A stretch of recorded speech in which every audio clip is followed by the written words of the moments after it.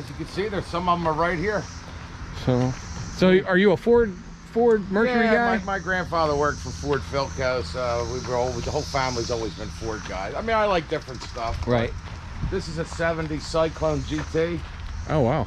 It was actually a parts car. I have a 70 GT spoiler. It's in a friend's body shop. You can still catch it's pretty much just a shell, but you can see the Cyclone GT emblem still on there.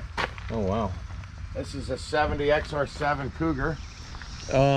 This is a parts car. 351? Yeah, it was a 351 Cleveland. I got it with no drivetrain, and I haven't decided what I was going to. I was either going to part it out or, you know, it's got some heavy rust on it. Right. But everything's fixable. Yeah. All the parts are still available. This is a 67 T-Bird. Hidden headlights. Some work. Yeah. Wow, a 390. Big block. 390. Just put a brand new exhaust system on here, fuel tank, fuel lines. Now, do you just fix them up for yourself, or you fix them up to sell them, or it just depends on? I buy, sell, and trade, you know. But I have my own. Whatever's in the barn's pretty much what I keep for myself.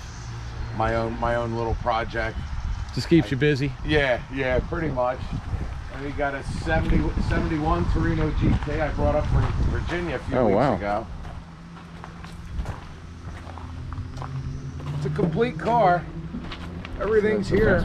It was sitting since '91. Wow. And I got it to kick over the other day.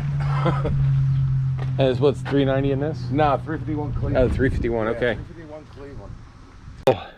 Should they subscribe to this channel even if they don't like cars today for this one? Probably just for this one.